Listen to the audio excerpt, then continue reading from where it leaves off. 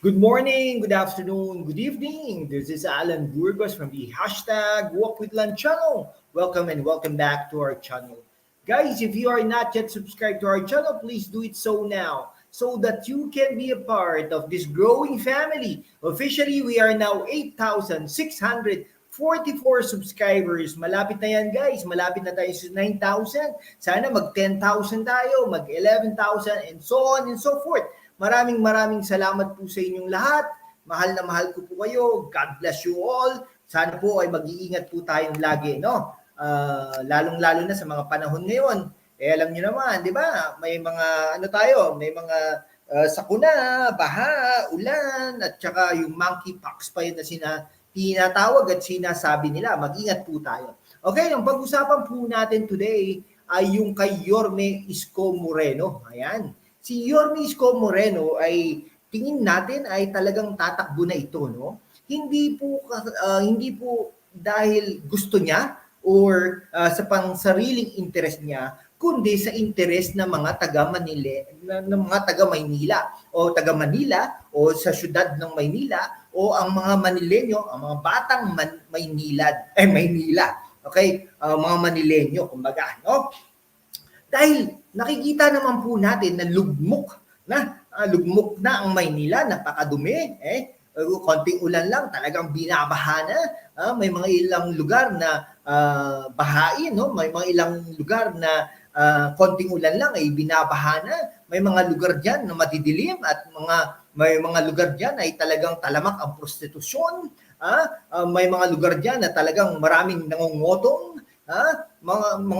May mga lugar diyan na talagang walang silbi ang mga congressmen, no? At mga walang kwenta ang mga konsehal.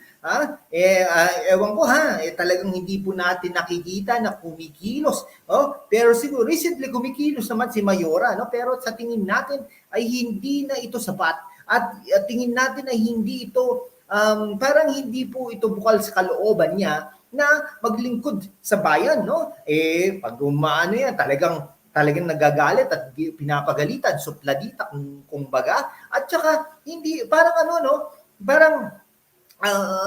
sanay po siya sa aircon lamang, no? Pero nakakatuwa din naman nang minsan ay nakita natin siya sumulog sa baha at talagang basang-basa siya, no? Walang kiber kung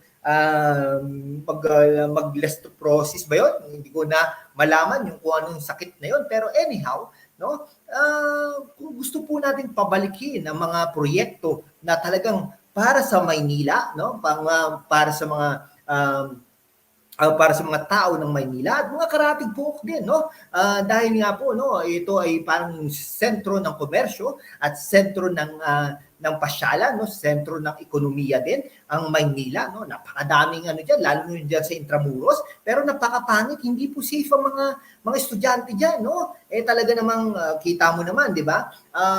Pero syempre, kudos sa mga natin, no, sa mga eskwelahan natin diyan, no. Yung Letran, Lyceum, PLM, Mapua, di ba? Talagang inaalagaan din naman nila ang kanilang mga estudyante. Ngunit hindi po yan sapat dahil napakadumi ng lugar na yan, no? Pag naglalakad ka diyan, no, papuntang City Hall, papuntang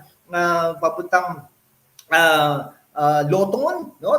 Dahil napakadumi talaga. Makikita mo diyan yung mga homeless na mga individual, pero hindi po tayo nag-aano dun tayo ay talagang kumakalinga din sa kanila.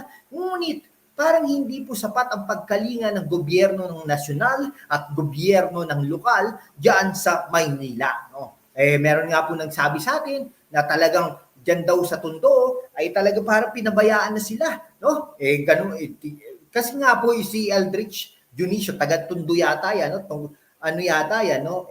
Talagang bumaliktad na yan at pumunta na yan kay Yorme Isko Moreno. Yan. Di ba? Kaya nga po, lahat po, mula po ngayon, no, nung mga nakaraang araw, nung nararamdaman na ng mga tropang Mayora Hani Lacuna, natatakbo na, no, si Isko Moreno, Yorme Isko Moreno, sa pagkamayor sa 2025, ay unti-unti na silang kumikilos no? Kumikilos sila, mga proyekto, kunwari, at pero aside from that, kumikilos na sila para gipitin ang mga kakampi ni Yorme Isko Moreno diyan sa konseho, diyan sa unang distrito ng Maynila diyan sa Tondo, na distrito rin naman talaga ni Yorme Isko Moreno, no? At saka sa ibang mga distrito pa rin, no? Yung mga kagawad, yung mga kapitan, mga lolo-lola natin diyan ay talaga namang unti-unti na lang ginigipit. Kaya tayo, ano, kayo, no? Ako, marami akong kamag-anak diyan sa Maynila, no? Ang mga kamag-anak ko diyan, tinatawagan natin ng pansin, tulungan natin si Yorme Isko Moreno. Ang mga nakikinig dito, no, tulungan natin siya, no? Ito, maganda po itong mga vlog na ito, mga sit-down vlog na ito, dahil nga po sinasagot din natin ang mga paratang ng mga kalaban ni Yorme Isko Moreno hangga't maaari, no? Magkomento lang po kayo diyan, i-share niyo po ito, no? Suportahan niyo din po ang ibang mga vloggers na talaga naman sumusuporta, no, sa mga politiko na ang gusto lang ay talagang umasenso ang Pilipinas, umasenso ang Maynila. Okay? Hindi po yung pang sariling interest lang, no? Hindi po yung magpapapogi lang, magpapaganda lang, hindi po ganoon. Kung hindi po ay nararamdaman po yan ng madlang people, nararamdaman po yan ng constituents nila. Kasi kung hindi po nila nararamdaman yan, di baliwala po ang mga pagsisilbi na yan, di ba? Kung 24 hours po dyan sila sa opisina nila, di baliwala din po ang mga ginagawa nila para sa bayan, di ba? O paano kung pulisiya lang? For instance, yung isang vice mayor dyan, si Yul Servo, no?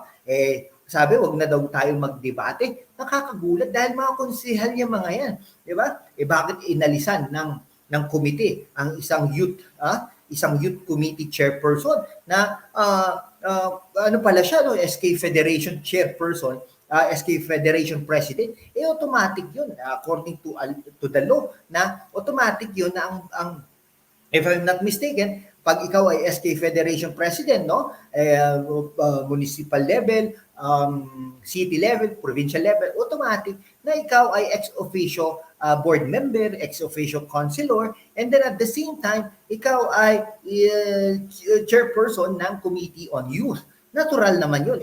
Paano maiintindihan ng isang konsihal na hindi naman youth? Hindi naman young person, di ba?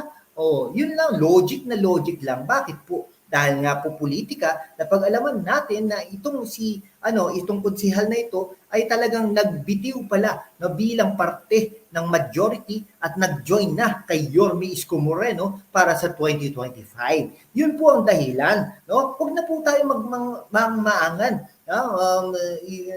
Vice Mayor Yul Servo. Yan po ang dahilan bakit po natin